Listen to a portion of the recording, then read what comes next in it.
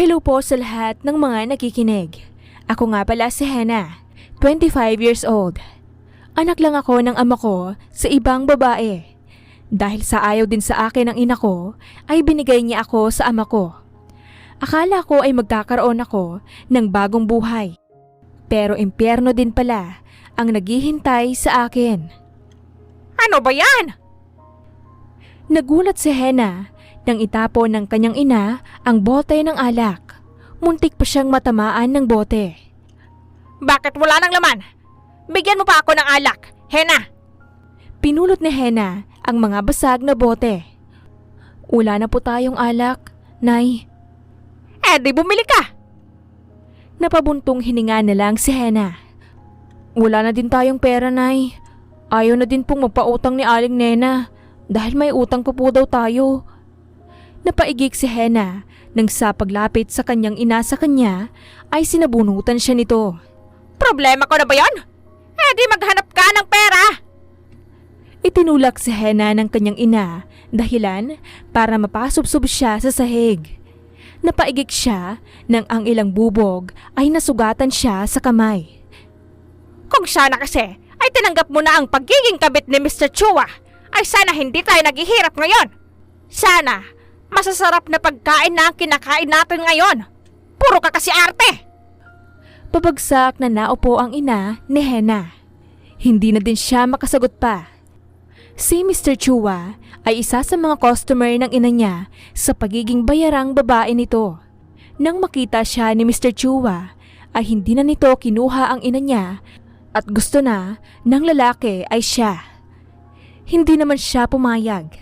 Nagtatrabaho naman siya pero hindi nagiging sapat dahil sa pagiging lasinggera at sugarol ng ina niya. Umuutang pa ito ng alak sa tindahan at kung ano-ano pa. Wala din namang magawa ang tindera dahil nagwawala ang ina niya. Gamitin mo nga yung katawan at utak mo, Hannah. Hindi tayo mabubuhay sa pagiging malinis mo. Napabuga na lang ng malakas na hangin sa Hannah. Nay, mabubuhay naman tayo kahit hindi tayo lumapit sa kanila. Napangiwi ang ina ni Hannah. Nagmamalaki ka na naman. Ano bang ipinagmamalaki mo? Ang pagiging waitress mo sa isang pibitsuging restaurant? Natawa ang ina ni Hannah. Kung makapaghambog ka akala mo ay ang laki-laki ng kinikita mo Talagang pinatigil mo pa ako sa pagtatrabaho ko. Muling napabuntong hininga si Hannah. Hindi naman sa pinapatigil niya ang ina niya dahil kaya na niya itong buhayin. Pinatigil niya ito dahil ayaw niyang nakikita ang ina na kahit na sinong lalaki ang kasama. Ayaw niyang balang araw ay magkasakit ito. Kahit na malupit sa kanya ang ina, ay mahal niya pa din ito. Nay naman, intindihin niyo naman ako. Ayaw ko lang na mapahamak kayo. Umikot lang ang mga mata ng ina ni Hannah at tumayo. Saan kayo pupunta, Nay? Saan pa? Di maghahanap ng pera, pambili ng alak. Ilang beses itong tinawag ni Hannah, pero hindi ito nakinig at umalis. Napabuga na lang siya ng malakas na hangin at napasuklay sa buhok. Hindi niya alam kung kailan magigising ang ina niya at kung kailan ito magbabago. Ang tanong ay magbabago pa ba ito? Napalingon si Hannah dahil sa sigaw ng kasama niya. Nakita niya na hawak ng isang lalaki na naka-black suit. Mukhang isa itong bodyguard. Kaagad niya itong nilapit. Sir, ano po bang nangyari dito? Bitawan niyo po ang kasama ko. Napalunok ng mariin si Hannah nang tumingin sa kanya ang lalaki. Tinapunan niya ng juice ang boss ko. Napatingin si Hannah sa isang lalaki na naka-blue suit. Napayo ko ito. Pasensya na po, hindi naman po siguro sinasadya ng kasama ko. Ako na po ang maglilinis. Bitawan niyo na po ang kasama ko. Nasasaktan na siya. Hindi pa din binitawan ng lalaki ang kasama niya. Napaigik naman ang kasama niya. Let him go. Malamig ang boses ng lalaki. Para tuloy nakaramdam ng lamig sa katawan si Hannah. Doon lang binitawan ng bodyguard ang kasama niya. Tumango naman siya dito. Sige na, ako na ang bahala dito. Hinahawakan ng lalaki ang kamay niya. Sigurado ka? Tumango naman si Hena. Nagdadalawang isip man ang lalaki ay umalis na ito. Pasensya na po talaga sa nangyari, sir. Pinunasan ni Hena ang nabasag na suit ng lalaki. Kukuha na lang po ako ng bagong juice para sa inyo. Nagulat si Hena nang hawakan ng lalaki ang kamay niya. Stop. Natigilan si Hena at doon niya lang napansin na sa hita na pala ng lalaki siya nagpupunas. Kinakabahan kasi siya kanina kaya hindi na niya namalayan kung saan na pala siya nagpupunas. Napatingin siya sa lalaki at kumabog nang mabilis ang puso niya nang makita ang asul nitong mga mata. Ngayon lang siya nakakita ng ganito kagandang mga mata sa malapitan. Where the hell is your hand are going? Napalunok ng mariin si Hena. Sorry sir, nauutal na sabi ni Hena. Hindi ko po sinasadya. Napabuntong hininga si Hena at umayos na ng tayo. Ihahatid ko din po ang Diyos niyo. Aalis na sana si Hena nang tumayo ang lalaki. No need. We're going. Hindi na nakaalma si Hena nang ilagay ng lalaki ang ilang libo ng pera sa mesa at umalis na kasama ang mga bodyguard nito. Napatitig na lang siya sa likod ng lalaki. Bago ito tuluyang makalabas sa pinto ay tumingin pa ito sa kanya. Napahawak siya sa kanyang dibdib na kanina pa mabilis ang pagtibok ng puso niya. Nagtataka si Hena kung bakit nararamdaman niya ito. Siguro ay dahil natulala siya sa mga magaganda nitong mata. Napapailing na lang siya at bumalik sa trabaho. Gabi na nang makauwi si Hena sa bahay nila. Nagulat siya nang makita ang ina niya na may kasamang lalaki. Mukhang mayaman ito dahil sa suot nito. Napabuntong hininga na lang siya sa isiping mukhang bumalik na naman ang ina niya sa dati nitong trabaho. Nay, nag-usap na tayo tungkol dito, di ba? Tinutukoy ni Hena ang lalaking prenteng nakaupo. Kaagad na tumayo ang ina ni Hena at lumapit sa kanya. Nagkakamali ka, anak. Siya si Roberto, ang dati kong customer. Hindi sumagot si Hena at napatitig lang sa lalaki na ngayon ay nakangiti sa kanya. Tumayo ang lalaki at lumapit sa kanya. Hello, Hena. Sa wakas ay nakilala na din kita. Nagtataka si Hena sa sinasabi ng lalaki. Ibig ba nitong sabihin ay matagal na siya nitong gustong makilala? Hindi kaya isa ito sa mga kagaya ni Mr. Chua na may gusto sa kanya? Halos magkasing edad lang ang lalaking ito at ang nanay niya. Hinawakan ng ina niya ang magkabila niyang balikat. Siya si Roberto, anak. Ang daddy mo. Biglang napatingin si Hena sa kanyang ina na nagtataka. Ano? Nakangiti naman na tumango ang ina na Hena. Oo, siya ang daddy mo. Tumingin ulit si Hena sa lalaki at tinitigan ito ng mabuti. Kung titignan niya ay magkatulad sila ng ilong at mata ng lalaki. Bata pa siya noon ay nagtatanong siya kung sino ang ama niya. Pero habang nagkakaisip siya at nakikita niya ang trabaho ng ina niya, ay naisip niya na baka hindi alam ng ina niya kung sino talaga ang ama niya. Pero ngayon na 24 na siya, ay biglang may dadating na isang lalaki sa bahay nila at magpapakilala ang ama niya. Hindi niya alam kung ano ang mararamdaman niya. Tumingin si Hena sa kanyang ina. Sigurado po ba kayo, Nay? Natawa naman ang ina ni Hena. Oo naman. Ano ka ba? Hindi pa din naniniwala si Hena. Paano niyo naman nasabi yun, Nay? Napabuntong hininga ang ina ni Hena. Ganito kasi yun, anak. Matagal na kaming magkarelasyon ni Roberto. At nang malaman niya na buntis ako, ay hindi niya ako pinanagutan dahil may pamilya na siya. Nakakunot naman ang noo ni Hena na tumingin sa lalaking pinapakilala ng ina niya na ama niya. Bakit nandito po kayo ngayon? Siniko si Hena ng ina niya. Ayos-ayusin mo nga yung pananalita mo, Hena. Ama mo pa din siya. Napabuntong hininga na lang si Hena. Ano po bang kailangan niyo sa amin at nandito kayo? Ngumiti ang lalaki. Wala naman anak. Gusto lang kitang makilala. Alam mo bang hindi ka nawala sa isip ko? Iniisip ko kung kumusta ka na kaya? Kung lumaki ka ba ng maayos o kung maayos lang ang buhay mo? Tumaas ang isang kilay ni Hena. Gusto niyo pala na maayos ang buhay namin. Ay sana, nagsuporta kayo noon pa. Siniko na naman ulit si Hena ng ina niya, pero hindi niya ito pinansin. Alam niyo naman na ang trabahong yun lang ang alam ni nanay. Pero hindi niyo naisip na magsuporta man lang. Anong klaseng ama kayo? Hena! Napasigaw na ang ina ni Hena at tumingin kay Roberto. Pagpasensyahan mo na siya, Roberto. Siguro ay pagod lang siya sa trabaho. Umiling naman si Roberto. Hindi, Nadine. Tama naman siya eh. Dapat noon pa ay sinuportahan ko na kayo. Pero wala eh. Naging duwag ako. Natakot ako na baka kapag nalaman ng asawa ko ay iwan niya ako. Pero hindi na ngayon.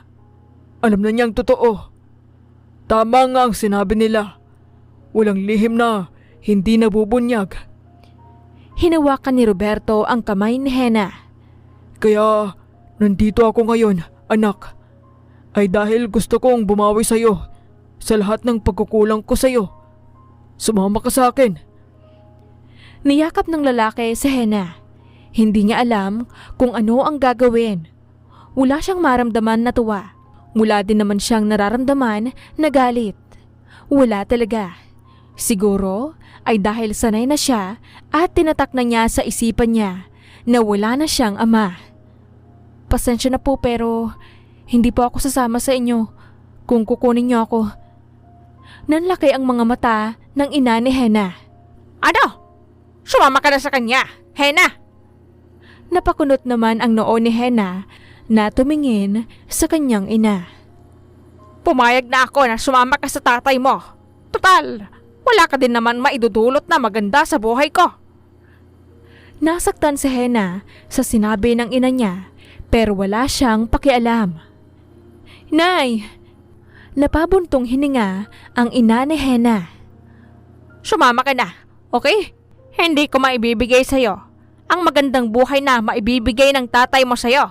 Dito sa akin ay maghihirap ka lang. Umiling si Hena. Sanay na din naman ako sa hirap ah. Lumaki akong mahirap kaya wala lang to sa akin. Hena! Natigilan si Hena nang lumakas ang boses ng ina niya. Hinawakan siya ng ina niya sa magkabila niyang balikat. Makinig ka ng mabuti sa akin. Sumama ka na sa tatay mo. Pwede mo pa din naman akong dalawin dito. Dapat, kapag dumalaw ka dito, ay dadalahan mo ako ng masasarap na pagkain. Napabuntong hininga ang ina ni Hena. Sumama ka na sa kanya, anak. Bigyan mo ng pagkakataon ng ama mo na makasama ka. Kumunot ang noo ni Hena. Nay, hindi kita iiwan. Umiling ang ina ni Hena.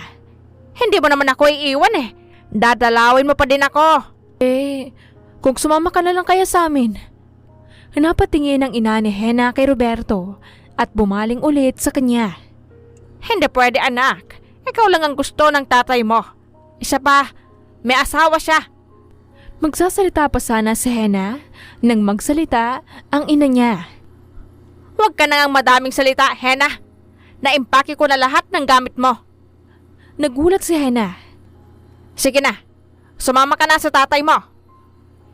Hinawakan ni Roberto ang braso ni Hena at hinila siya papasakay ng kotse. Ilang beses din niyang tinawag ang kanyang ina pero hindi ito nakikinig at tinutulak siya papasakay. Wala na siyang nagawa nang makaalis na ang kotse. Napaiyak na lang siya. Ito ang unang beses na magkalayo sila ng ina niya. Nakarating si Hena sa malalaking bahay ng ama niya. Pinakilala siya nito sa asawa at anak nito. Mukhang mabait naman ang asawa ng ama niya dahil nakangiti siya nitong yakapin samantalang umiti lang ang anak nito. Babae ang kapatid niya sa ama niya at maganda ito. Magpahinga ka na muna, Hena. Mukhang pagod ka na. Sasamahan ka ng katulong namin papunta sa kwarto mo. Nagpasalamat si Hena at umalis na din. Halos hindi siya nakatulog buong gabi. Hindi niya na alam kung anong oras na siya nakatulog kagabi. Nagising na lang siya dahil sa katok ng katulong. Nang makarating siya sa hapagkainan ay walang tao. Wala ang ama niya, ang asawa nito at ang anak nito na kapatid niya sa ama. Nasaan po sila? Tanong ni Hena sa katulong na kalalagay lang ng juice sa mesa. Nasa library pa po ata sila. Tinanong ni Hena kung nasaan ang library room. Tinuro naman ito ng katulong kaya pumunta siya doon. Gusto niya kasi na siya ang tumawag sa mga ito. Kakatok na sana siya nang bigla niyang narinig ang usapan ng mag-asawa. Wala naman siyang balak na makinig pero nakabukas kasi ng maliit ang pinto. Sigurado ka na ba dyan, Roberto?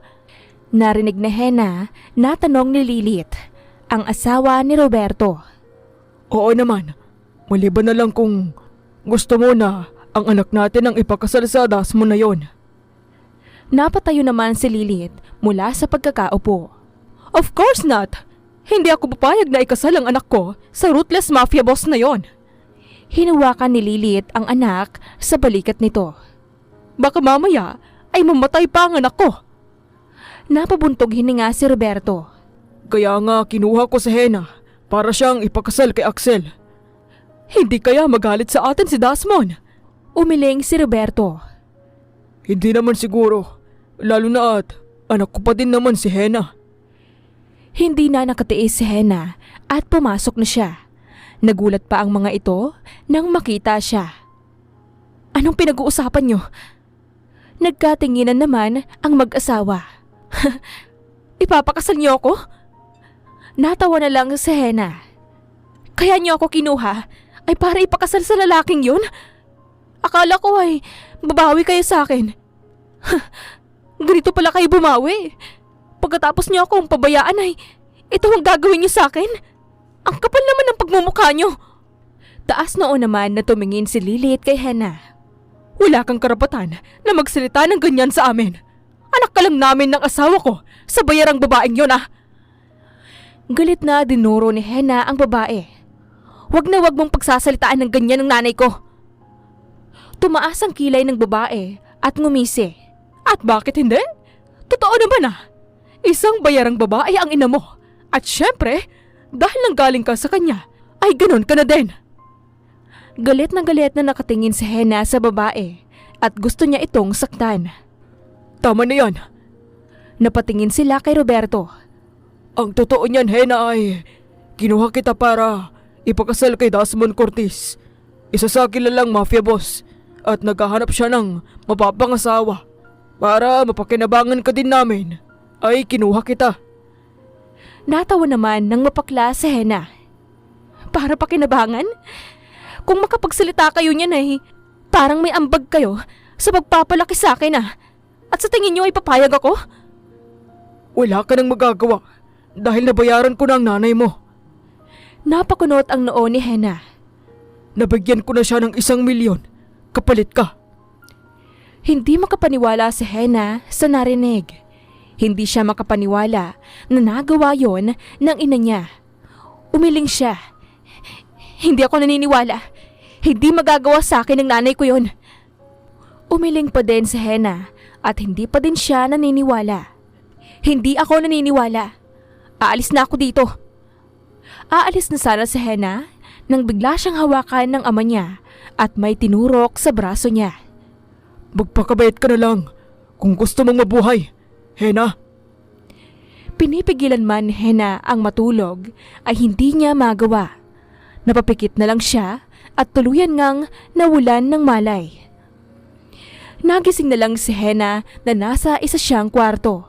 Napahawak na lang siya sa kanyang ulo dahil masakit ito. Ano bang nangyari? Naupo siya mula sa pagkakahiga at nagulat nang makita na nakasuot na siya ng wedding gown. Doon niya biglang naalala ang narinig na pinag-usapan ng mag-asawa na ipapakasal siya sa isang ruthless mafia boss. Bigla siyang kinabahan. Bumukas ang pinto at pumasok ang isang maid. Miss Hena, pinabibigay po ng daddy nyo. Kinuha ni Hena ang sulat at binasa ito. Hena, kung nagbabalak ka na tumakas o tumakbo sa kasal mo, ay huwag mo nang gawin. Dahil kapag ginawa mo yon, ay alam kong hindi magdadalawang isip si Desmond na patayin ka. Kinatatakutan siya dahil hindi siya nagdadalawang isip na patayin ang mga taong nagtatraidor sa kanya. Kaya kung ako sa'yo ay maging mabait ka. Pagkasalan mo si Desmond at gawin ang lahat ng gusto niya para lang mabuhay. Roberto. Sa sobrang galit ni Hena ay pinunit niya ang sulat. Hayop na lalaking yun! Mapapatay ko talaga siya kapag nagkita kami! Naisip niya ang sinabi sa sulat. Kung totoong mafia boss ang mapapangasawa niya, ay talagang dapat siyang gumawa ng paraan para makatakas. Napatingin siya sa katulong. Miss, pwede bang umatras sa kasal? Hindi ko naman to ginusto eh. Para na nga akong kinidnap ng sarili kong ama. Tumaas ang kilay ng isang babae. Kilala ko ang mga katulad mo. Kaya lang naman kayo nagpapakasal kay Sir Desmond ay dahil sa malalaking halaga na ibabayad niya sa pamilya ng mapapangasawa niya. Natawa ang babae. Mga sakim sa perang mga taong pumayag na ipakasal ang mga anak nila kay Sir Desmond at isa ka na doon at ang pamilya mo. Nagulat si Hena at nang mahigpit na hinawakan ng babae ang baba niya at masama siyang tinitigan. Ito ang tatandaan mo, miss. Kahit na ikinasal kayo ni Sir Desmond, ay huwag kang umasa na mamahalin ka niya dahil pinakasalan ka lang naman niya para magkaroon siya ng anak. Marahas na binitawan ng babae ang baba ni Hena at lumabas na ng kwarto. Napakuyom na lang siya ng kamao. Kung makapagsalita ito, ay akala mo kilala siya nito. Huminga siya ng malalim. Kailangan niyang makatakas dito. Kung walang tutulong sa kanya, ay siya mismo ang tutulong sa kanyang sarili. Tumingin si Hena sa paligid. Naghahanap siya ng pwede niyang daanan. Napatingin siya sa ibaba. Hindi niya alam kung nasa second floor o third floor siya. Marami ang mga bodyguard. Mukhang mahihirapan siya sa pagtakas dahil madami ang bantay. Pero gagawa siya ng paraan. Muling bumukas ang pinto at isang bodyguard ang pumasok. Halina po kayo, Miss Hena, at handa na ang lahat. Napalunok ng mariin si Hena, lalo na nang makita niya ang baril sa gilid ng bodyguard. Huminga na lang siya ng malalim at sumunod dito. Napakalaki ng bahay. Sa buong buhay niya ay hindi niya naisip na makakapasok siya sa ganitong kalaking bahay. Sumakay na din sila sa kotse, papunta sa isang simbahan. Nagumpisa na din ang kasal. Habang naglalakad siya sa gitna ng aisles, ay hindi niya makita ang muka ng magiging asawa niya dahil medyo malayo pa ito. Kinabahan siya. Alam ni Hena na kapag ikinasal na siya sa lalaking ito, ay hindi na siya makakatakas pa. Makakatakas lang siya kapag patay na siya.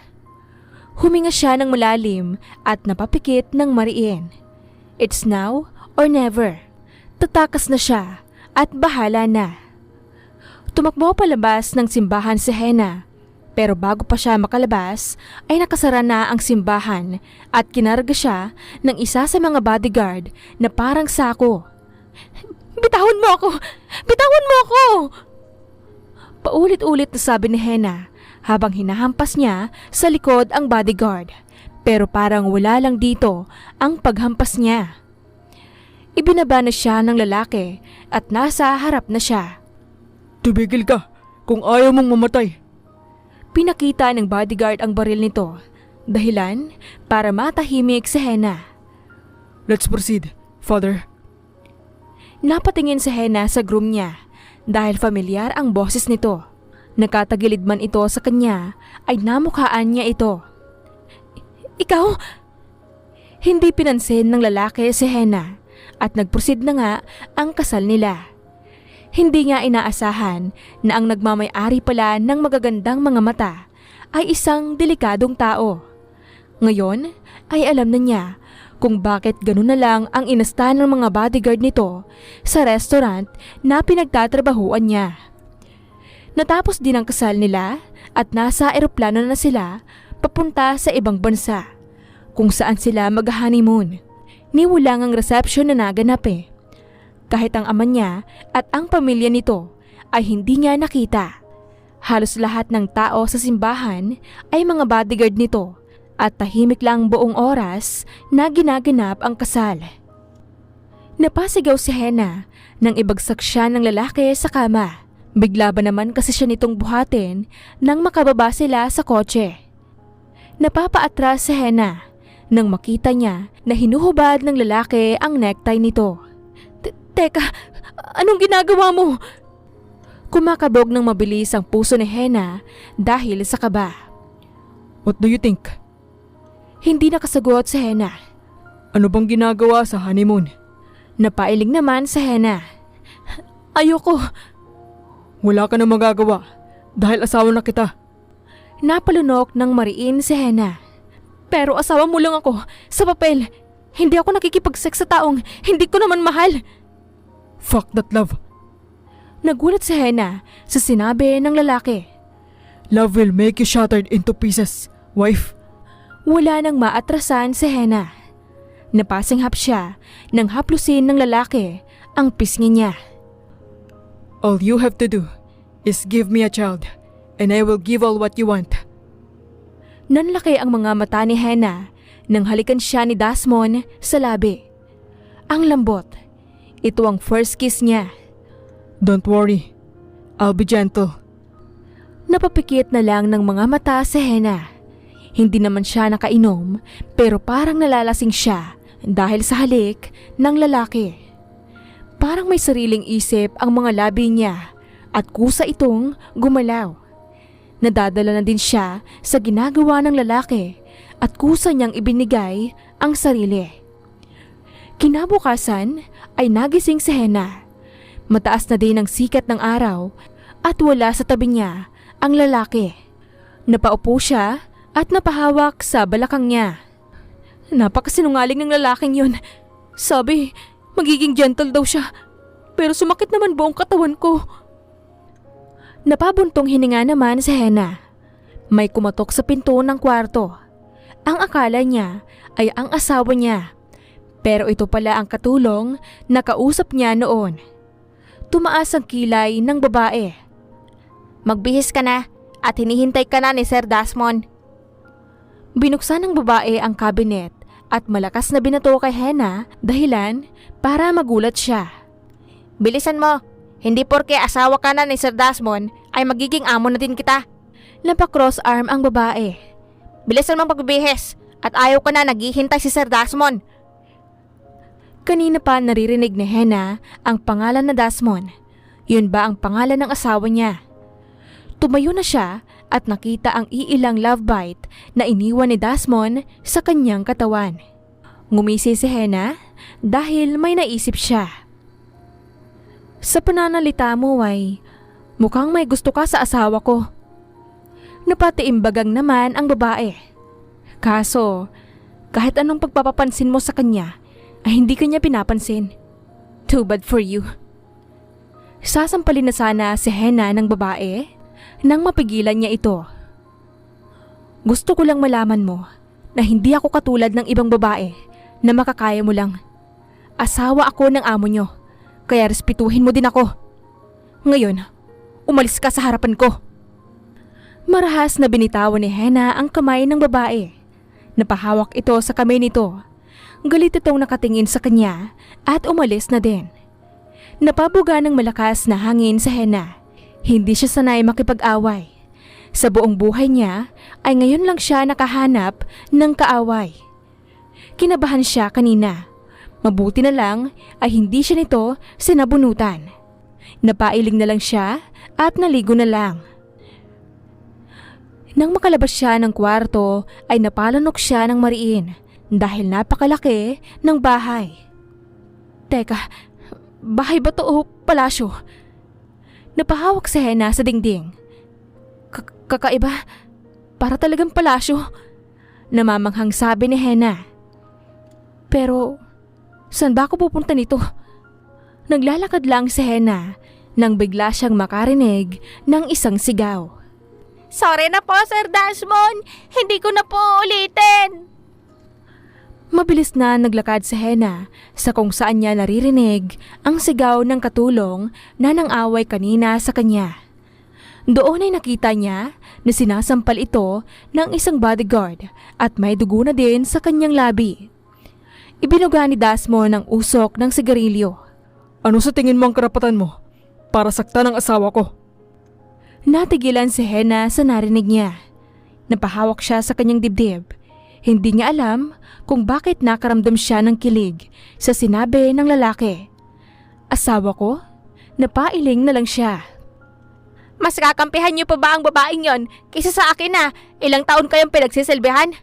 Handa ko naman pong ibigay ang sarili ko sa inyo, kaya hindi ko maintindihan kung bakit hindi na lang ako ang pinili niyo na kayang ibigay sa inyo ang lahat. Tumayo si Desmond at pumantay sa babae na nakaupo sa sahig. Hinawakan niya ang baba nito. Because I don't like you. E ano naman kung ilang taon mo akong pinagsisilbihan? It's your job. Marahas na binitawan ni Desmond ang baba ng babae. I want her out. Tumayo na si Desmond. Kinaladkad naman ng mga bodyguard ang katulong. Ilang beses itong nagmakaawa pero hindi pinansin ng lalaki at naupo na. Napatingin naman kay Hena ang lalaki, dahilan para kabahan siya. Hena, nandyan ka na pala. Halika na dito at kakain na tayo. Tumingin si Hena sa daan kung saan kinaladkad ang katulong. Saan niyo siya dadalhin? Itinuro ni Hena ang daan. Bakit gano'n na lang ang tanging itsura niya? Naupo na si Hena. Muntik ka na niyang sinaktan, di ba? Nagulat si Hena. Paano mo nalaman? Ngumisi si Desmond. I have eyes around here, Hena.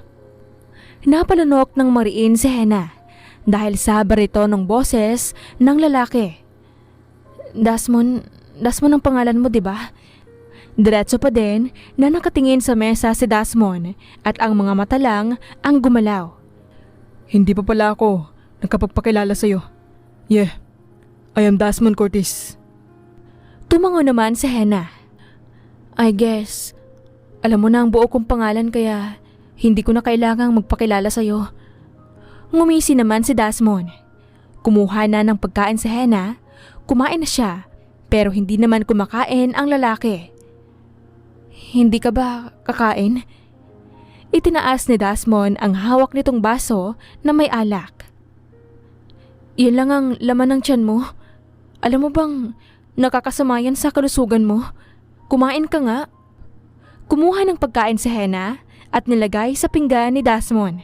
Hindi naman makapaniwala si Desmond sa ginawa niya. Kumain ka na. Wala akong balak maging biyuda at mag-alaga ng asawang may sakit. Sabi ni Hena at kumain na. Natawa naman si Desmond.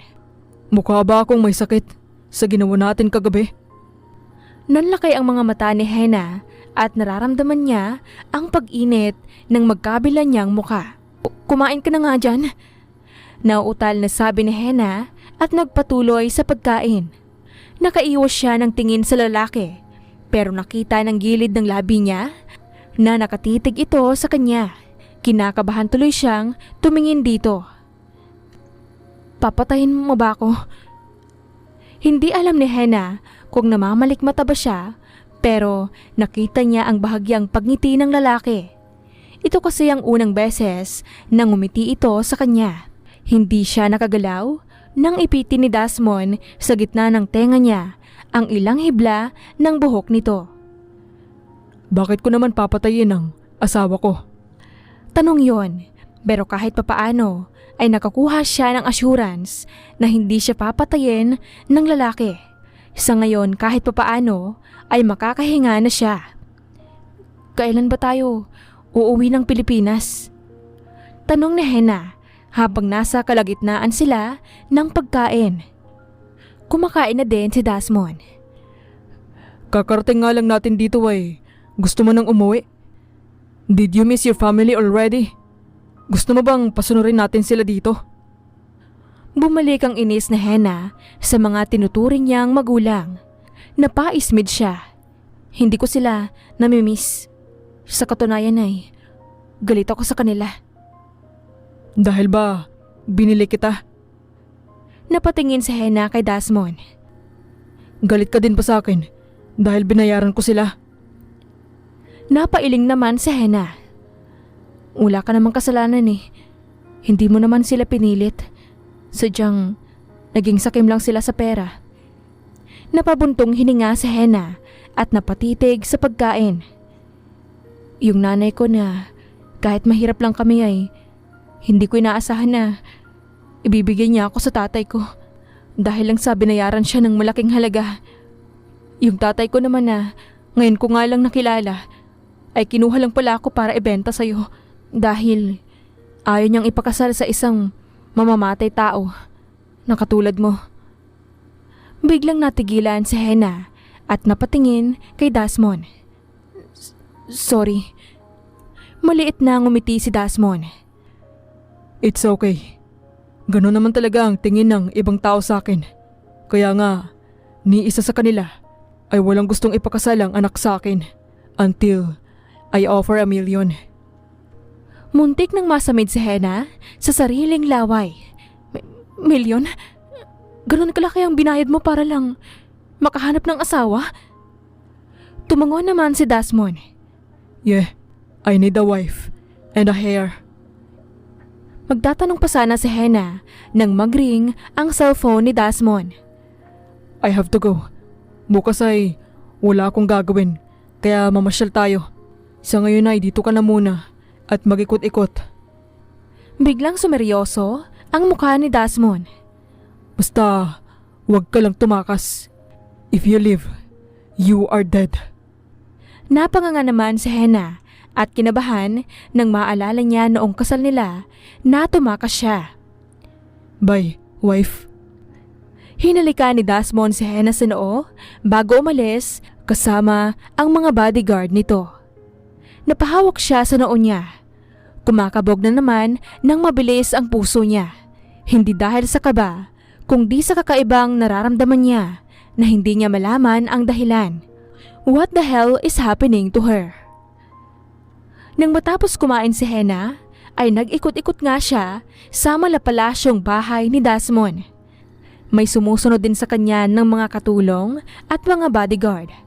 Hindi niya maiwasan na mamangha sa palasyo. Hanggang kailan kaya siya tatagal bilang asawa ni Sir Desmond? Napataas ang isang kilay ni Hannah nang marinig niya ang pinag-uusapan ng dalawang katulong na sumusunod sa kanya. Napakibit balikat ang isang katulong. Hindi ko alam. Mukhang hindi siya tatagal dahil isa lang siyang ordinaryong tao na madaling patayin ng mga kalaban ni Sir Desmond. Hindi magtatagal ay may magtatangka sa buhay niya. Napahawak naman sa dibdib si Hannah at napaisip sa sinabi ng dalawang katulong. Oo nga, at hindi na siya papatay ni Desmond. Pero hindi alam naman niya na isang mapanganib na tao ang lalaki. Kaya hindi nakakapagtaka kung may magtatangka sa buhay nito at sa buhay niya. Hindi nga siya mamamatay sa kamay ng lalaki, pero mamamatay naman siya sa kamay ng mga kalaban nito. Kahit na okay ang ipinapakita sa kanya ng lalaki, ay kailangan niya pa rin umisip ng paraan para makatakas. Ayaw pa niyang mamatay. Nakarating sila sa garden at natulala siya sa ganda ng mga bulaklak. Hindi niya inaasahan na may mga magagandang bulaklak pala na nakatanim sa garden ng palasyo. Ang gaganda naman. Parang nawala ang iniisip kanina ni Hannah na tumakas na makita niya ang magagandang bulaklak. So, ikaw po lang na pangasawa ni Desmond eh? Napatingin si Hannah sa nagmamay-ari ng boses. Nakita niya ang maputing babae. Blondie ang buhok at may mapupulang labi. Napaka-sexy nito sa suot nitong red mini dress. Nagtataka siya na nakatingin sa babae, lalo na't ngayon niya lang ito nakita. Sino ka? Napa-cross arm naman ang babae at nakangisi na nakatingin kay Hannah. Oh, sorry. I nearly forgot to introduce myself. I am Luis. Inilahad ang babae kay Hannah ang kamay nito, kaya tinanggap naman niya ito. Desmond's ex-girlfriend and ex-fiancé. Nagulat si Hannah sa narinig. Congratulations in your wedding with Desmond. Hindi alam ni Hannah kung magpapasalamat ba siya sa babae o hindi. Ex-fiancé? Tumungo naman ang babae. Yeah, actually, ako dapat ang asawa ni Desmond. Pero inisip niya ang kaligtasan ko, kaya naghanap siya ng substitute wife. Hindi alam ni Hannah kung bakit nasasaktan siya sa nalaman niya. Alam naman niya na naghahanap lang ng asawa at magiging ina ng anak nito. Pero masakit malaman ang katotohanan na may ibang mahal pala ang lalaki. Mahal mo si Desmond? Natawa naman ang babae. Of course! I do. At alam kong mahal niya din ako. Kaya niya lang ito ginagawa ay dahil gusto niyang maging ligtas ako. But anyway, huwag kang umasa na makukuha mo ang puso ni Desmond ngayon na asawa ka na niya. Lumapit ang babae kay Hannah at bumulong. Remember, asawa ka lang niya sa papel. Ngumisi ang babae kay Hannah. Bye for now. Aalis na sana ang babae nang magsalita si Hannah. Gusto mo bang maging asawa niya? Tumingin si Luis kay Hannah na nakataas ang isang kilay. What do you mean? Seryoso na nakatingin si Hannah sa babae. Ayaw ko naman talaga na maging asawa niya, kaya buong puso ko siyang ibabalik sa'yo. Tutulungan kitang makuha siya ulit. Basta, tulungan mo akong makatakas dito. Ngumisi naman ang babae. Hindi ko alam na matalino ka, but deal, aasahan ko ang tulong mo na yan. Tuluyan nang umalis ang babae. Napahawak naman si Hannah sa dibdib niya. Hindi niya alam kung tama ba ang naging desisyon niya. Pero iisa lang ang gusto niya. Ang makatakas dito at mabuhay. Ayaw niyang makulong sa isang relasyon na alam naman niya na may mahal ang naging asawa niya. Natatakot din siya na isang araw ay mamatay dahil sa madaming kalaban ang asawa niya. Dumalaw pala kanina si Luis dito. Sabi ni Hannah habang nakatitig kay Desmond na kumakain. Gusto niyang makita ang magiging reaksyon ng lalaki. Ano naman ang ginagawa niya dito? Ang boses ni Desmond ay parang hindi interesado. Napakibit balikat naman si Hannah. Wala naman. Nagpakilala lang siya sa akin tapos umalis din siya. Tumango naman si Desmond at nagpatuloy sa pagkain. Mukhang hindi talaga interesado ang lalaki sa babae. Napailing na lang si Hannah. Ang mga katulad na tao ni Desmond ay marunong magtago ng tunay na nararamdaman. Lalo na't nabasa niya na ang mga mafia boss ay walang emosyon na pinapakita. Kumain na lang din siya dahil mukhang wala din namang balak na makipagkwentuhan ang lalaki tungkol sa babae nito. Wala ata ang mga bodyguards mo? Tanong ni Hannah nang sa paglalakad nila ay walang mga bodyguard na nakabuntot sa kanila. They are just there. Nagmamasid lang sila. Hindi mo ma-enjoy ang pamamasyal natin kung nakabuntot lang sila sa atin. Napatingin sa paligid si Hannah. Sinusubukan niyang hanapin ang mga bodyguard. Huwag mo na silang hanapin. Just enjoy your day with me. Kumabog ng mabilis ang puso ni Hena nang hawakan ni Desmond ang kamay niya. Napalunok na lang siya ng mariin. Saan mo gustong pumunta? Pilit na ngumiti si Hena para maitago ang kaba na nararamdaman niya. Kahit saan, wala naman akong alam kung saan magandang pasyalan dito eh. Saka kaya po lang naman ako namamasyal noon. Pinisil ni Desmond ang kamay ni Hena. Don't worry, hindi lang dito sa Italy kita dadalhin. We can tour around the world. Napatingin si Hena kay Desmond. Ano? Nasa Italy tayo ngayon? Tumango naman bilang sagot si Desmond. So, nandito yung malaking simbahan? Yung may madaming kalapati? Tumango ulit si Desmond. Gusto mo doon? Para namang bata si Hena na tumango. Okay. Hinila ni Desmond si Hena papunta doon. Napapatingin naman siya sa paligid. Dinala siya ni Desmond sa madaming kalapati. Binigyan din siya nito ng pagkain para mapakain nila ang mga kalapati. Sa daming lumapit sa kanya, dahilan kaya siya natutuwa. You like birds? Tumango si Hena. Gusto mo bang bilhan kita ng madami? Napatingin si Hena kay Desmond. Nako, hindi na. Nang mapagod na si Hena sa pagpapakain sa mga kalapati, ay namasyal pa sila. Binilhan siya ni Desmond ng mga damit, sapatos, mga alahas at ano pa. Kanina pa siya umaayaw pero parang bingi naman ang lalaki at hindi nakikinig sa kanya. Nakokonsensya siya dahil alam naman niyang iiwan niya ito at masasayang lang ang lahat ng mga pinamili nito para sa kanya. What do you want? Tanong ni Desmond habang nasa restaurant sila. Kahit ano na lang. Hindi din kasi alam ni Hena kung papaano babasahin ang mga nakasulat sa menu. Nag-order na din si Desmond. Hindi niya maiwasan na mamangha kung papaano magsalita ng Italian ang lalaki. Napaka-fluent nitong magsalita ng Italian na nakaka-inlove. Natigilan si Hena at napailing. Anong sinasabi niya? Nakaka-inlove? Napapailing na lang siya at mahinang pinagsasampal ang mukha niya.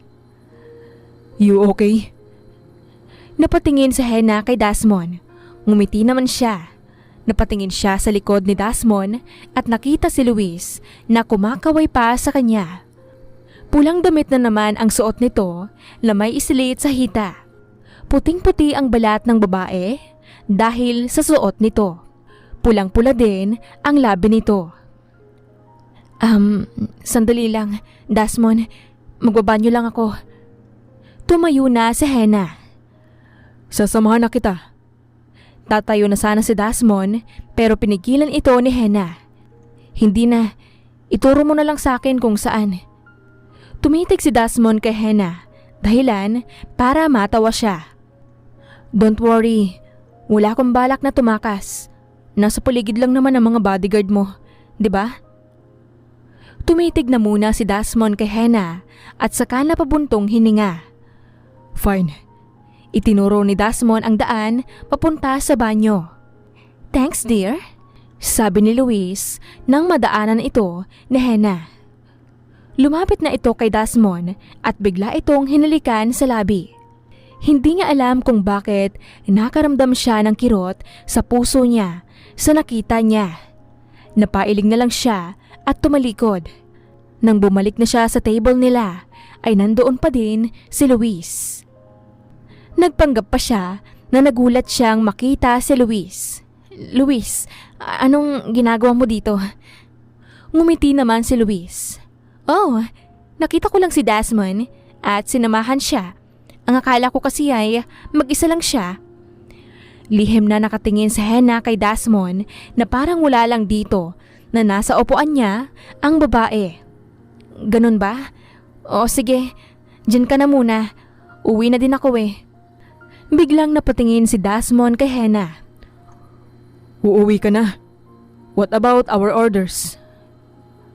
Oo nga pala no. Napaisip naman si Hena. Tutal, nandito din naman na si Luis. Ay siya na lang ang sasama sa'yo sa pagkain. Magsasalita pa sana si Desmond nang unahan ito ni Hannah. Pagod na din kasi ako sa kakalakad. Sabihan mo na lang ang driver mo na maghihintay ako sa labas. Bye. Hindi na nakaalma si Desmond nang mabilis na umalis si Hannah. Natawa naman si Luis. Ang bilis makaintindi ng asawa mo, Desmond. Nakita niya lang ako, ay umalis na kaagad siya. Baka, anong isipin niya sa atin? Napabuntong hininga si Desmond. What do you want? Talagang kinunsyaba mo pa ang asawa ko. Ngumisi naman si Luis at napahalumbaba na nakatingin kay Desmond. You know what I want, Desmond? Itinaas ni Luis ang kanyang paa hanggang sa maabot niya ang hita ni Desmond na nasa ilalim ng mesa. Nakatingin si Hannah sa labas mula sa bintana ng kwarto niya. Oras na ang lumipas simula nang iwan niya ang dalawa sa restaurant. Hindi siya mapakali kahit pa plinano naman niya ito. Hindi niya alam kung bakit parang nababalisa siya. Kung ano-ano na lang ang senaryo na pumapasok sa isip niya. Masaya sigurong kumakain ng dalawa ngayon. Nagsusubuan habang sweet na sweet sa isa't isa. Tapos umalis sila na magkahawak ang kamay. Tapos, napakagat si Hannah sa kanyang kuko. Siguro ay pumasok sila sa motel. Napailing-iling si Hannah. Hindi. Sa hotel sila papasok kaso mayaman yon. Baka nga sa mamahaling hotel sila pumasok tapos doon. Hanggang sa napasigaw na lang si Hannah. Kaagad na pumasok ang mga bodyguard. Ma'am, anong nangyari? Napakamot naman sa batok si Hannah. Wala po mga kuya. Napatingin sa paligid ang mga bodyguard. Kung may kailangan po kayo, tawagin niyo lang ako.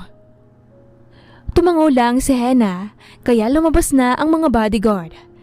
Napagulo na lang siya sa buhok niya. Bakit ba naman kasi niya iniisip si Desmond at ang babae? Pakialam ba naman niya? Mas mabuti nga na magkamabutihan ang dalawa para makatakas na siya. Napabuntong hininga na lang si Hannah at pabagsak na nahiga sa kama. Ay, ang mabuti pa matutulog na lang ako. Ipinikit ni Hannah ang kanyang mga mata at pinilit ang sarili na makatulog. Hindi niya alam kung ilang minuto niyang ipinikit ang mga mata at nakatulog siya. Nagising na lang siya dahil sa katok. Pumasok ang isang katulong. Ma'am, oras na po ng hapunan. Napaupo si Hannah. Dumating na ba si Desmond? Umiling ang katulong. Hindi na lang po ako maghahapunan. Wala po akong gana at gusto ko pong magpahinga. Tumango na lang ang katulong. Tawagin niyo lang po ako kapag may kailangan kayo. Tumango naman si Hannah kaya umalis na ang katulong. Napatulala na lang si Hannah sa kisame at nakatulog ulit. Kinabukasan ay sabay sila ni Desmond na kumain ng agahan. Tumikim muna siya bago nagsalita. Hindi ka daw umuwi kagabi? Yeah, may tinapos kasi ako kagabi. Sagot ni Desmond, hindi man lang tumingin kay Hannah. Umikot ang mga mata niya. Ilang rounds ba sila kahapon at buong gabi tinapos.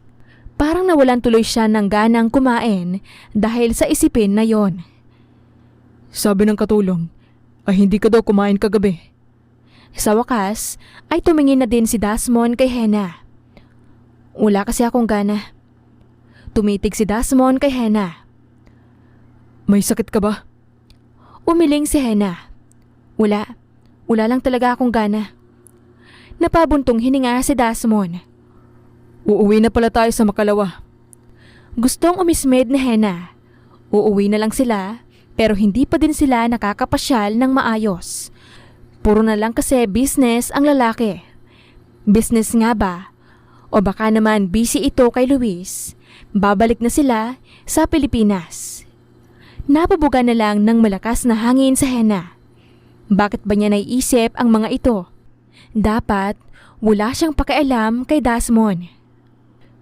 Natigilan si Hannah sa paglalaro ng pagkain niya nang hawakan ni Desmond ang pisngi niya. Are you sure you're okay? Napatitig si Hannah sa mga mata ni Desmond. Kung anong naramdaman niya noong una niyang nakita ang mga mata ng lalaki, ay ganun din ang nararamdaman niya ngayon. Kumabog ng mabilis ang puso niya. Halos lumabas na nga ito. Nahihiya siya dahil baka naririnig ng lalaki ang tibok ng puso niya. Umiwas ng tingin si Hannah kay Desmond. Oo nga, okay lang ako. Napabuntong hininga si Desmond. Okay, may tatapusin lang ako. Tapos, pwede na natin ipagpatuloy ang honeymoon natin. Naramdaman ni Hannah ang pamumula ng pisngi niya. Honeymoon na pinagsasabi nito? Gayong si Luis naman ang palagi nitong kasama. Umalis na si Desmond at naiwan naman siya sa bahay nito na wala siyang ginagawa. Napatingin siya sa kanyang cellphone. Binili ito ni Desmond para sa kanya kahapon. Nagtataka kung sino ang tumatawag dahil number lang ito. Bago pa lang ang cellphone at SIM card niya. Kay Desmond nga lang na number ang nandito eh. Sinagot na lang ni Hannah ang tawag. Hello? Sino to? Narinig ni Hannah ang pagtawa ng isang babae. Ako to, si Luis. Napakunot ng noo si Hannah. Nagtataka siya. Nagtataka ka ba kung bakit nakuha ko ang bago mong number? Muling tumawa ang babae. Binigay sa akin ni Desmond nung hiningi ko. Napahawak sa dibdib si Hannah. Hindi niya alam kung bakit nasasaktan siya na binigay ng lalaki ang number niya sa babae. Lihim na lang siyang napabuntong hininga. May kailangan ka ba? Nakatingin si Luis sa maganda niyang kuko. Yeah? Pwede bang makahingi ng favor? Nakatingin si Hannah sa mga bodyguard niya. Hindi niya alam kung papaano tatakasan ang mga ito. Kaya naman nag-isip na lang siya ng bagong paraan. Huminga na muna siya ng malalim. Pwede niyo po ba akong samahan sa mall? Bored na kasi ako dito sa bahay. Gusto ko sana na ako na lang kaso baka maligaw ako. Tumango naman ang mga bodyguard at sinamahan siya. Natakasan din ni Hannah ang mga bodyguard dahil sa tulong ni Luis. Napatingin siya sa paligid kung saan siya dinala ng babae. Mukhang abandonadong warehouse ito. Ano bang gusto mong gawin ko? Humihingi ng pabor si Luis kay Hannah. Napabuntong hininga si Luis. Kahit anong gawin ko, ay ayaw pa din bumalik sa akin ni Desmond. Pagkatapos ng pinagdaanan namin, pagkatapos ng pinagsaluhan namin buong gabi. Napaiwas ng tingin sa Hannah sa babae. Ayaw niyang bitawan kanya. Napatingin sa Hannah kay Luis. Bakit naman? Ang sinabi mo ay mahal ka niya. Kaya bakit ayaw niya akong pakawalan? Dahil ba sa binayad niya sa ama kong walang kwenta? Barya lang naman yun sa kanya, di ba? O kaya, pahiramin mo na lang ako ng pera para mabayaran ko siya.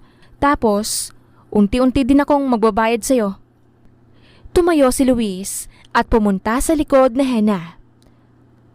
Kung sana ganun lang kadali yon, ay gagawin ko. Kaso hindi. Napasinghal si Hannah nang may naramdaman siyang malamig na bagay sa kanyang tagiliran. Napahawak siya sa kanyang tagiliran at nanginginig ang kamay niya nang makita ang dugo. Napatingin sa kanya si Luis. Too bad, Hannah. Napalunok si Hannah at napakurap-kurap siya. Bakit? Ngumisi si Luis habang hawak ang isang patalim na sinaksak sa kanya. Hindi mapapasakin si Desmond hanggat hindi ka nawawala sa buhay namin. Pumuntay si Luis kay Hannah at hinawakan ang baba niya. Kahit anong gawin ko, ay ayaw kang pakawalan ni Desmond. Kaya wala akong ibang maisip kung di ang patayin ka. Kailangan mong mawala para mapasakin na talaga si Desmond. Sorry, Hannah. Napaluhan na lang si Hannah. Hindi niya inaasahan na mamamatay siya sa araw na ito.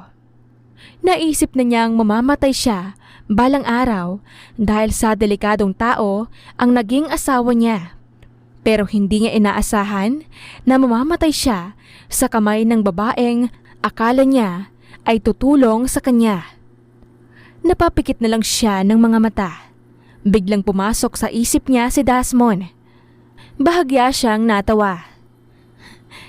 Desmond, talagang pangalan pa ni Desmond ang bukang bibig mo ngayon na mamamatay ka na? Anyway, bigkasin mo na ng bigkasin ang pangalan ni Desmond dahil huling bigkas mo niyan. Sasaksakin na sana ulit ni Luis si Hannah nang makarinig sila ng putok. Napatingin siya sa babae na ngayon ay nakahandusay na sa harapan niya at wala ng buhay. Napatingin siya sa may pinto at nakita si Desmond. Mas lalong naiyak si Hannah. Desmond. Ang pangalan ni Desmond ang huling nabigkas na Hannah bago siya tuluyang nawalan ng malay. Nagising si Hannah na puting kisame ang bumungad sa kanya. Sinubukan niyang bumangon pero napaigik siya nang makaramdam siya ng mahapdi sa kanyang tagiliran. Huwag ka munang magagalaw dahil baka bumukas ang sugat mo. Napatingin si Hannah kay Desmond. Doon lang niya naalala ang mga nangyari. Si Luis. Natigilan si Hannah nang hawiin ni Desmond ang ilang hibla ng buhok niya at inipit sa gitna ng tenga niya. Why are you still worried about that bitch? She's dead now. Hinaplos ni Desmond ang pisngi ni Hannah papunta sa leeg niya. Dahilan para napalunok siya ng mariin. Hindi ako makakapayag na may taong mananakit sa asawa ko. Napalunok na naman si Hannah. Bakit? Akala ko ba ay mahal mo si Luis? Na pinangasawa mo lang dahil gusto mo siyang protektahan. Ngumisi naman si Desmond at tumitig sa mga mata ni Hannah. Sino naman ang nagsabi sa inyan? That woman? Hinaplos ulit ni Desmond ang buhok ni Hannah. I only love and I want my wife. Love? Nauutal na tanong ni Hannah. The first time that I laid my eyes on you, ay alam kong ikaw na ang gusto kong pakasalan. You make my heart beats fast. That was the first time. Nang maramdaman ko yun sa iyo ay, nasabi ko na sa sarili ko na hindi na kita papakawalan. Tumindig si Desmond sa mga mata ni Hannah. I won't let you leave me, wife. Napaiyak na lang si Hannah. Why are you crying? Masakit bang sugat mo? Teka, tatawagin ko munang doktor. Tumayo si Desmond at aalis na sana nang hawakan ni Hannah ito. Umiling siya.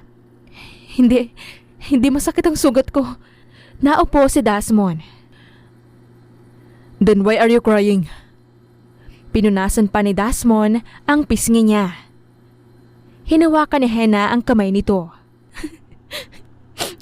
Masaya lang ako kasi hindi ko inaasahan na may magmamahal pala sa akin. Sa hirap kong to. Sa pagiging simple ko. You know what, wife?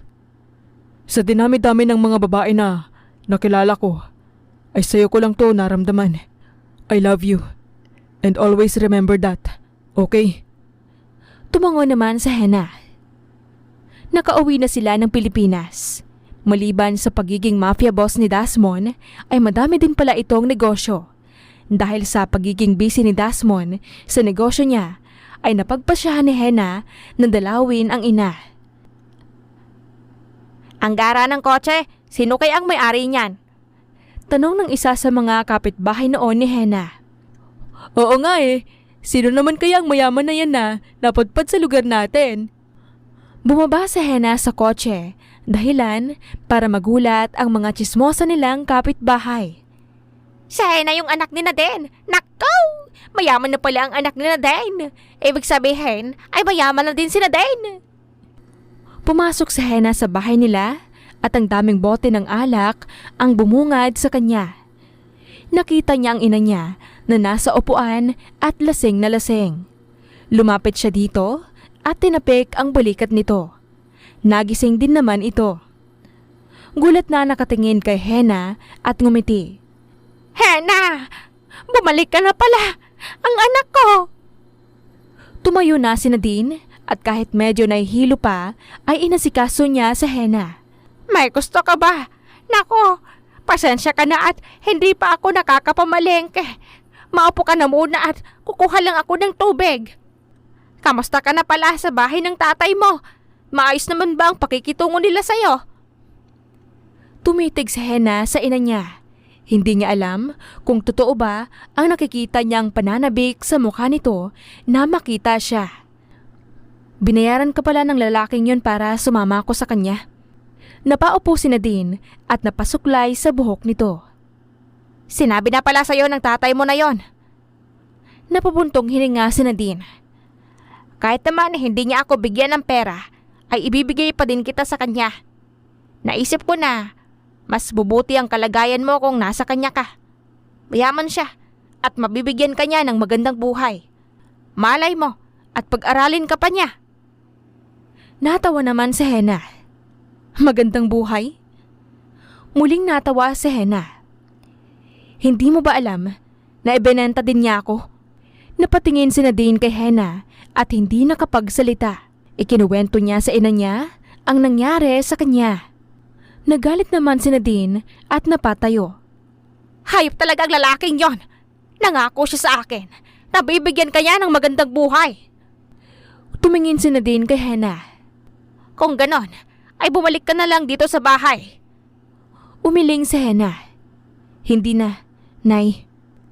Tumabi naman ng upo si Nadine kay Hena at hinawakan ang kamay nito. Bakit? Akala ko ba ay napipilitan ka lang na magpakasal sa kanya? Tumango naman si Hena. Pero Nay, asawa ko na po siya ngayon. Umamin ka nga sa akin, anak. Mahal mo na ba ang asawa mo? Hindi kaagad nakasagot sa Hena at napabuntong hininga na lang. Mabait siya sa akin, Nay. Lahat binibigay at ginagawa niya para sa akin. Napabuntong hininga si Nadine at hinawakan ang kamay ni Hena. Hindi na kita pipilitin. Basta ang mahalaga ay masaya ka. Hinaplos ni Nadine ang buhok ni Hena. Basta kung ano ang mangyari ay nandito lang ako. Kahit ganito ako, Hena, ay alam mo naman na mahal kita. Kahit ganito ako, ikaw lang ang nag-iisa sa pamilya ko. Niyakap ni Hena ang ina niya. Alam ko, Nay. Alam ko. Buong buhay ni Hena ay ang ina niya lang ang nakasama niya. At alam niyang kahit lasinggera ang ina niya, ni minsan ay hindi naman siya nito sinaktan.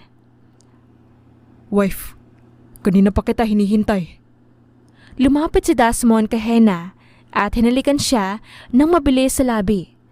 Medyo nahiya naman siya dahil hindi pa siya nasasanay. Let's have dinner outside. Natigilan si Desmond at napatingin sa ina ni Hena na kasunod lang nito. Who is she, wife? Hinawakan ni Hena ang ina niya at hinarap ito sa asawa niya. Siya ang nanay ko, Desmond. Pwede bang dito na siya tumira? Siya na lang ang pamilya ko.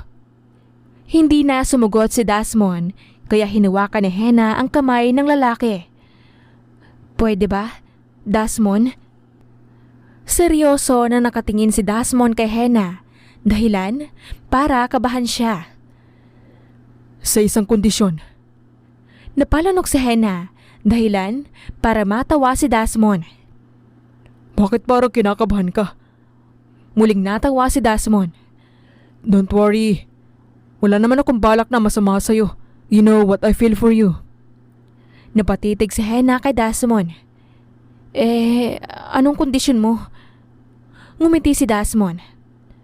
Call me hubby. Nanlaki ang mga mata ni Hannah. Yun yung kondisyon mo? Tumango si Desmond habang may ngiti sa labi. Simula nang umamin kay Hannah ang lalaki na mahal siya nito, ay palagi na itong nakangiti sa kanya. Wife, Napanonok si Hannah at tumikhim pa bago nagsalita. Hubby, please? Mas lalong lumaki ang ngiti ni Desmond. that's my wife. Hinalikan ni Desmond si Hannah sa noo. Nahihiya siya dahil nagiging sweet sa kanya ang lalaki sa harap mismo ng nanay niya. Tumingin si Desmond sa ina ni Hannah. Welcome to our home, Ma'am. Ngumiti naman si Nadine. Nako, dahil asawa ka na ng anak ko, ay tawagin mo na lang ako na nanay. Ngumiti si Desmond. Okay, Nay. Anyway, sasamahan kayo ng katulong sa magiging kwarto nyo. Tumingin si Desmond kay Hannah. Hihintayin na lang kita sa kotse. Wife, isama mo na din si nanay. Ngumiti muna si Desmond kay Hannah at kay Nadine bago ito lumabas. Sinamahan naman niya ang kanyang ina sa magiging kwarto nito. Ang ganda naman dito, anak. Napakaswerte mo sa asawa mo, ha? Hindi lang mayaman kundi gwapo pa. Naupo si Nadine sa malambot na kama. Nakikita ko na mahal ka ng asawa mo, Hannah. Eh, ikaw, mahal mo na ba siya? Hindi nakasagot si Hannah. Nako, kung ako sa'yo, ay hindi ko na siya papakawalan. Maswerte ka na sa kanya, anak. Tumayo na si Nadine. Tara na, baka kanina pa naghihintay ang asawa mo at nakakahiya naman. Dinala sila ni Desmond sa isang mamahaling restaurant. Tubang-tuwa naman ang ina ni Hannah.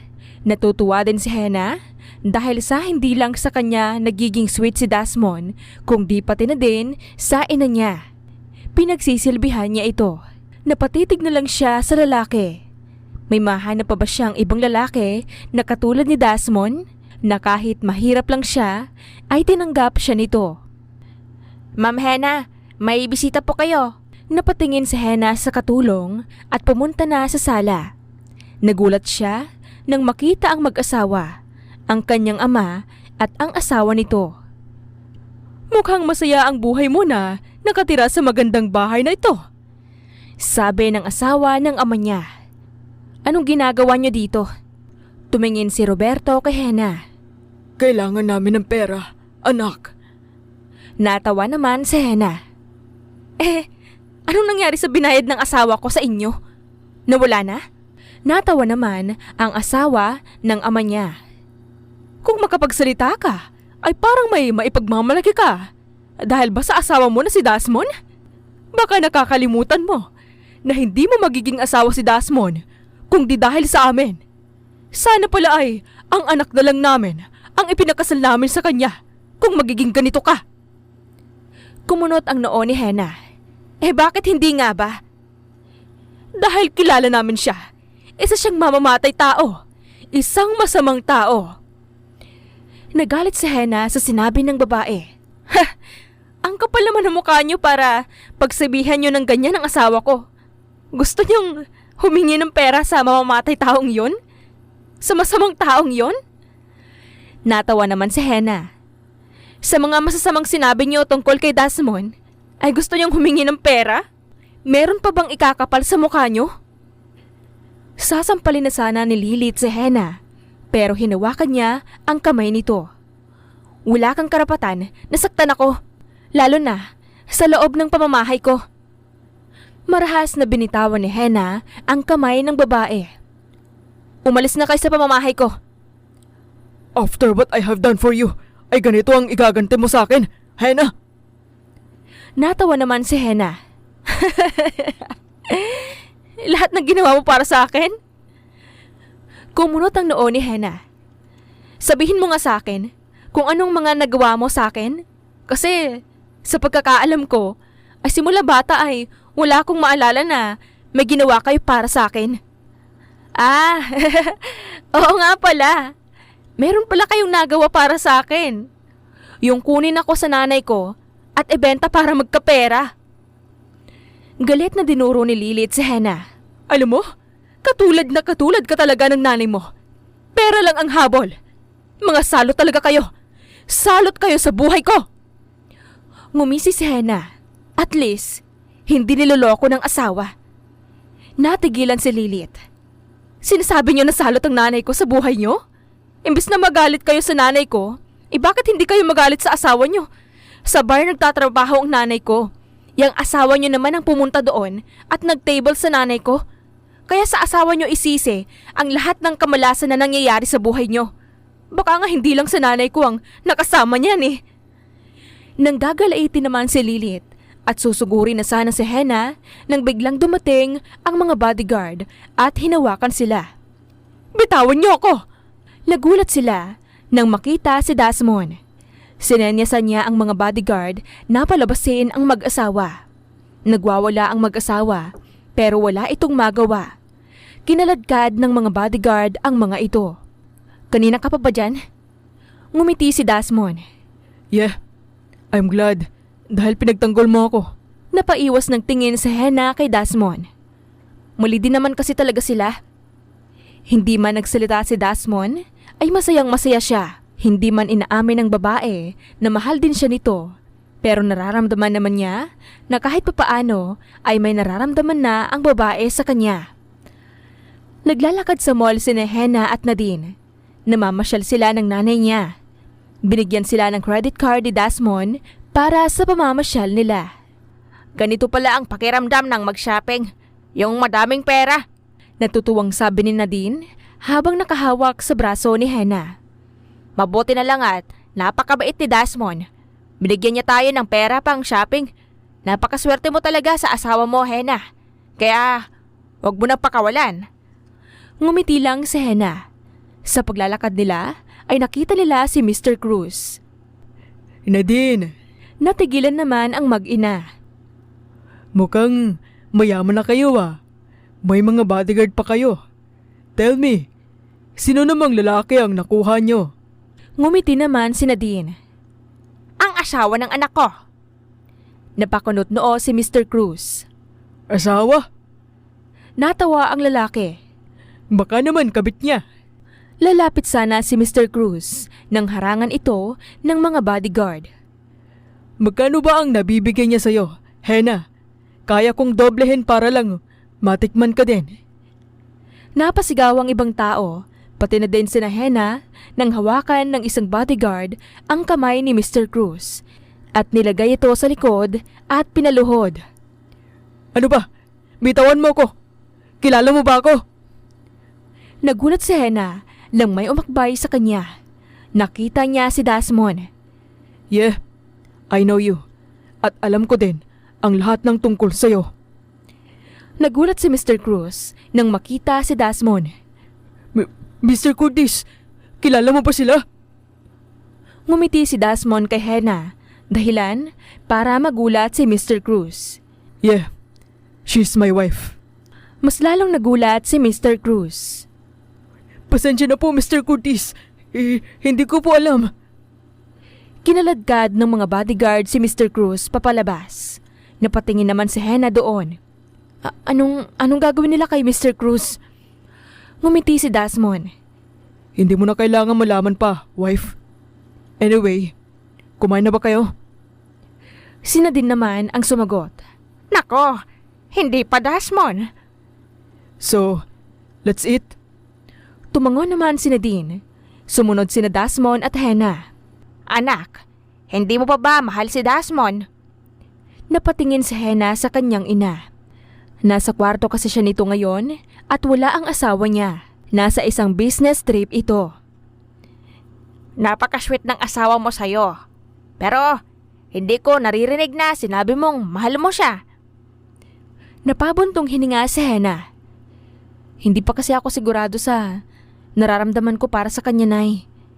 Hindi naman makapaniwala na nakatingin si Nadine kay Hannah. Ano? Hindi ka pa sigurado? O paanong hindi? Imposible naman na hindi mo mahalin si Desmond. Lalo na't napakabait niya sa'yo at mahal na mahal ka pa niya. Napatingin si Hannah sa ina niya. Natatakot kasi ako, Nay.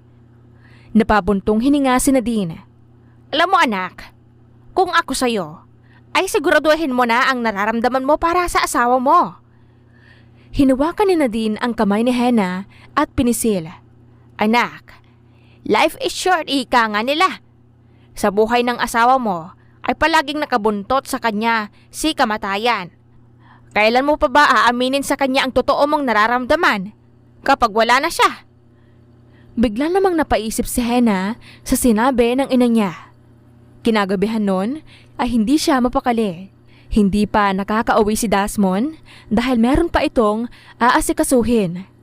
Napatingin siya sa cellphone niya at tinawagan si Desmond. Do you need anything, wife? Umiling si Hannah kahit hindi naman nakikita ng lalaki.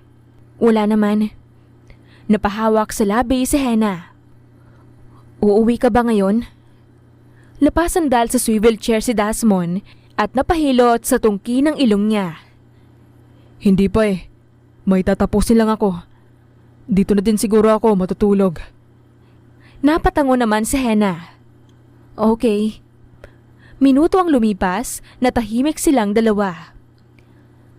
Gusto pa sana kitang kausapin. Actually, mas gusto kitang makita. Pero may mga tatapusin pa ako. So, mas gusto kong tapusin ito lahat para makauwi na din ako at makita ka. I really miss you.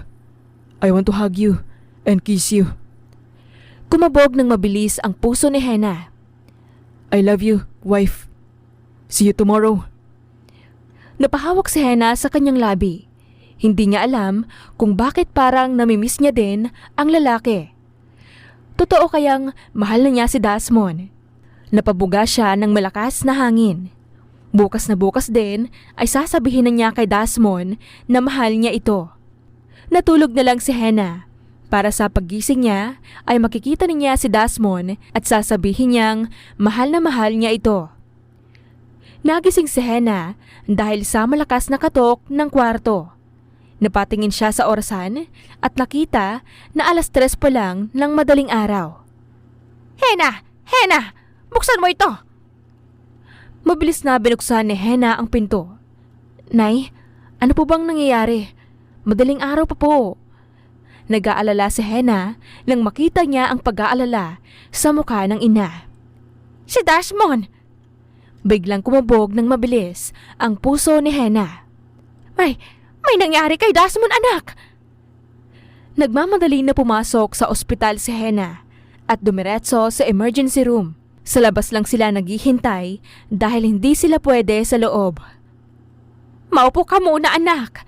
Naupo si Hannah at umiiyak. Ano po bang nangyari, Nay? Umiling si Nadine. Hindi ko alam, anak. Pero ang sabi ay, papauwi na daw si Desmond. Sabi ng sekretary niya kanina, hindi na natutulog si Desmond. Ayaw din naman nito matulog sa opisina dahil gusto na nitong umuwi. Napatingin si Hannah sa ina niya. Kasalanan ko ba ito, Nay? Ang sabi ni Desmond kagabi na gusto niyang matapos ang lahat para makauwi na sa akin. Kaya siguro kahit pagod na siya ay umuwi pa din siya para makasama ako. Umiling si Nadine at pinunasan ang luha ni Hannah. Hindi, anak. Hindi. Hindi mo kasalanan, okay? Magiging okay din si Desmond. Niyakap na lang ni Hannah ang ina. Hindi niya alam kung ano ang gagawin kung wala ang ina niya. Lumabas kaagad ang doktor at lumapit kaagad siya dito. Dok, kamusta na ang asawa ko? Ngumiti naman ang doktor. Ligtas na po ang asawa niyo, Mrs. Nakahinga naman ng maluwag si Hannah. Dinala na din si Desmond sa isang private room. Hinaplos niya ang mukha ng asawa at muling naiyak. Desmond! Napatakip sa bibig si Hannah dahil napapahikbi na siya. Bakit? Iniiyakan mo na ako, wife. Hindi pa ako patay. Napatingin si Hannah kay Desmond na ngayon ay gising na. Desmond! Niyakap ni Hannah ang asawa. Ang akala ko ay mawawala ka na sa akin. Bahagya namang natawa si Desmond. Akala mo ba mamamatay na ako at makakatakas ka na sa akin? Kumala si Hena at umiling. Natatakot ako na mawala ka sa akin dahil mahal kita. Natigilan naman si Desmond. Sorry kung ngayon ko lang sinabi sa'yo to. Tama si nanay. Life is short. At simula ngayon ay walang araw na hindi ko ipaparamdam sa'yo na mahal kita. Mahal mo ako? Tumango-tango naman si Hena. Mahal na mahal kita, Desmond. At hindi ko kakayanin na mawala ka sa akin. Maliban kay nanay, ay ikaw na lang ang pamilya ko. Ikaw lang ang bukod tanging lalaki na nagparamdam sa akin ng pagmamahal. Hinawakan ni Hena ang kamay ni Desmond. Hubby, pwede ba akong humingi ng pabor? Hinaplos ni Desmond ang mukha ni Hena. Anything you want, wife. Anything. Tumitig ng maigi si Hena sa asawa. May mga negosyo ka naman na legal. Baka pwedeng kumalas ka na sa pagiging mafia boss mo. Gusto ko ng normal na buhay. Normal na pamilya.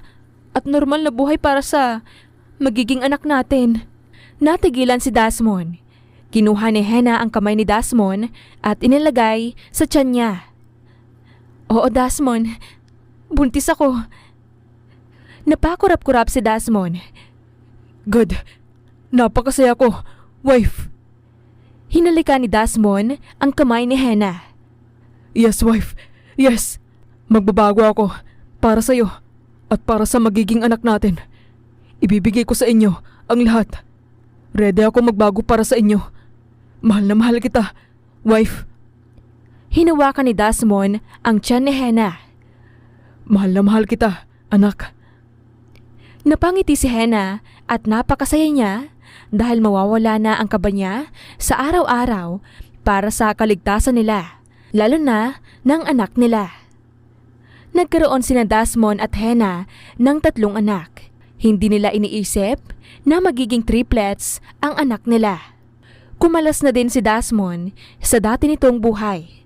Talagang nagbago na ang asawa niya para sa pamilya nila. Kasama nilang mag-asawa na nagpapalaki sa mga anak nila ay ang kanyang ina. Wala nang hihilingin pa si Hena sa buhay niya. Masaya na siya kasama ang asawa niya na mahal siya at mahal na mahal niya. Pinapangako niya sa sarili niya na palalakihin niya ang mga anak nila, na kompleto ang pamilya nila at pupunuin niya ito ng pagmamahal. At dito na nagtatapos ang kwentong pag-ibig ni Desmond at Hena. Si Desmond na handang magbago at talikuran ang madilim nitong mundo, at si Hena na tinanggap ang katauhan ni Desmond at minahal ito ng buong buo. Wakas.